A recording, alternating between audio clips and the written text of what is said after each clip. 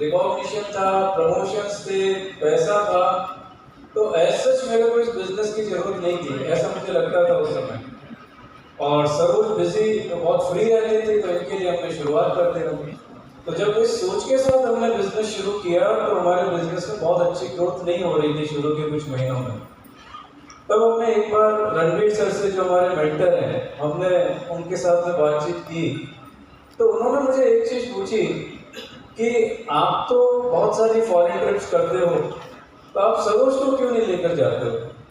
और मैंने तो उन्हें समझाया था कि फॉरेन में तो बहुत ही अलग तरह के काम होते हैं, मेरे तो इनको नहीं ले जा सकता मैं साथ में।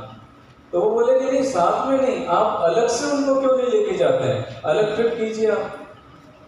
तो मेरी कंपनी की तरफ से लिमिटेशंस थे कि पूरी लाइफ टाइम में मैं सिर्फ 2 बार वीसा ले सकता था। तो मैंने वो बताया उन्हें। तब रणवीर सिंह ने मुझे एक बहुत ही इंपॉर्टेंट बात बताई दोस्तों। उन्होंने ये कहा कि आपने अपने जॉब के अनुसार अपने सपनों को तय कर लिया, जबकि जिंदगी में जो लोग सफल होते हैं वो अपने सपने पहले तय करते हैं और उसके हिसाब से काम करते हैं अपनी जिंदगी में। और उस दिन मुझे ये समझ में आया कि जो ये मेरा काम है, मेरे सपनों को पूरा करने के लिए नहीं सही है। और उस दिन हमने डिसाइड किया कि हमें बहुत जल्दी आज़ादी हासिल करनी है अपने जॉब से। और जिस दिन ये कारण मुझे समझ में आ गया, उस दिन से फिर हमारे बिजनेस में ज़बरदस्त ग्रोथ होने लगी। राहुल खरे साहब, आप भी एक बहुत अच्छे जॉब में काम कर रहे हैं, बहुत अच्छी पोजीशन में हैं। मैं आपसे ये जानना चाहता हूँ कि आपने कब अपना कारण आइडेंटिफाई किया और उससे आपके बिजनेस में क्या ग्रोथ हुई? Thank you sir. मेरी मुलाकात 2019 में देवेदी सर। हेलो जी, मेरी मुलाकात 2019 में देवेदी सर से हुई और उन्होंने मुझे बिजनेस सैंडविच का बिजनेस प्लान दिखाया। और बिजनेस प्लान मुझे तुरंत समझ में ज़्यादा नहीं आया, बट एक कॉमन सेंस का काम कर दिया फ्रेंड्स हमारा। इतनी बड़ी प्रोफाइल के व्यक्ति को अगर इस बिजनेस में देखना है तो मुझे तो 100%। और मैंने तुरंत ही बिजनेस स्टार्ट कर दिया। आफ्टर फ्यू मंथ 5 सितंबर 2019 बहुत गर्म है हमारे mentor of the mentor Ranveer sir इस्लाम का पूरे दिन एक्टिविटी चली। और शाम आते आते मैं बहुत एक्साइटेड हो गया और मैंने डिसाइड किया कि इस बिजनेस को कमिटमेंट के साथ करें।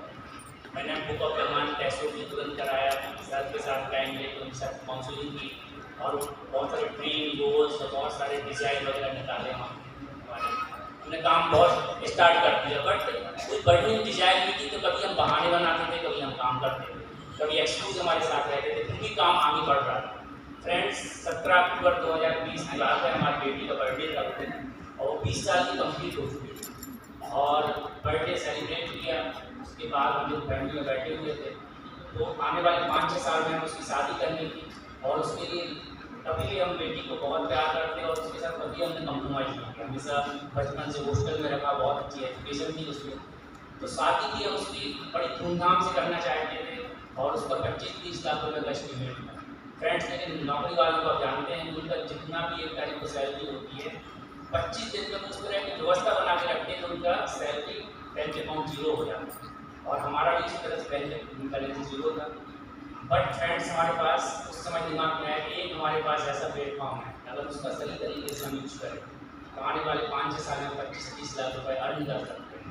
और फ्रेंड्स, उस प्लेटफॉर्म का नाम एमवे है। मैं तुरंत ही देवेदी सर से बात किया और उनसे पूरा हमने अपना बर्निंग डिजाइन, उस दिन हमारी बर्निंग डिजाइन निकल के आई। सर के साथ बैठे, सर ने पूरा रोड मैप बनाया। उन्होंने बताया इस महीने यहाँ जा सकते, इस महीने यहाँ जा सकते और इस साल यहाँ जा सकते। 2025-26 में आप 25-30 लाख का एस्टिमेट आपका है, उससे भी बेहतर तरीके से अपनी बेटी के साथ कर सकते हो। बट एक कंडीशन है कि जैसा आपको बताया जाएगा वैसा आपको काम करना पड़ेगा। मैंने सर के साथ 100% उनकी सबमिशन में आ गए और उस दिन से मैंने काम शुरू किया। काम कोई बहाने खत्म हो गए, एक्सक्यूज खत्म हो गए और बर्निंग डिजाइन हमारी चीज़ में निकल के आई। उस दिन सही हमारा काम शुरू हुआ और मैं इस साल प्लेटिनम जा रहा हूँ। मेरे टीम में 2 सिल्वर रैंक हुए, एक मिस्टर खुशी एंड खुशी भाभी एंड अरविंद लाडिया जी और उनका हरदीप एंड जसवीर और सबूजा। इस साल मैं प्लेटिनम जा रहा हूँ और 29 जुलाई 2025 को एज चांदू डायमंड आपके सामने खड़ा है। बहुत बढ़िया राहुल करे सर। देखिए आप लोग समझ रहे हैं कि जब तक आपका रीजन कोई पक्का आइडेंटिफाई नहीं होता है ना, तो आप पूरे जोश के साथ बिजनेस नहीं करते हैं। तो फ्रेंड्स बहुत जरूरी है कि आप अपना एक रीजन आइडेंटिफाई करें, और एक बार रीजन से आइडेंटिफाई कर दिया आपने अपने मेंटर के साथ बैठकर, तो फिर आप जल्दी ग्रो कर सकते हैं। फ्रेंड्स हमारा भी रीजन आइडेंटिफाई हो गया, उस समय हम करीब 6% पर थे, और फिर हमने सोचा कि हमारे पास एक गेम प्लान होना चाहिए कि हम कैसे इस बिजनेस को ग्रो करें। तो हम रणवीर सर और प्रिसिला भाभी के साथ में बैठे, काउंसलिंग की, और उन्होंने हमारा प्लेटिनम शिफ्ट तक का एक पूरा मंथली गोल बना दिया। और समझिए कि मंथली गोल के साथ उन्होंने हमें ये कहा कि जो मंथली गोल है हमें उसे डेली गोल में डिवाइड कर देना चाहिए, है ना। महीने के आखिर में हमें नहीं देखना है कि हमने वो गोल हासिल किया या नहीं। और हमने उस तरह से अपना गेम प्लान बनाया। उन्होंने हमें ये बताया कि 6 से 8 लेग्स हमारी होनी चाहिए जो काम कर रही हो कम से कम। उन्होंने ये भी बताया कि हमें डेप्थ में भी काम करने की ज़रूरत होगी जब लोग आएंगे उनके साथ भी। और फिर उन्होंने हमारा एक एक्शन प्लान बनाया कि जो रेगुलर ओपन मीटिंग हमारी भोपाल में होती थी, उसके अलावा हर रोज हमारे घर पे शाम को 7 बजे से प्लान होता था, और उसके स्पीकर्स होते थे हमारे जो बिजनेस पार्टनर्स हैं। पूरे महीने का एक शेड्यूल बन जाता था कि किस दिन 7 बजे कौन प्लान दिखाएगा।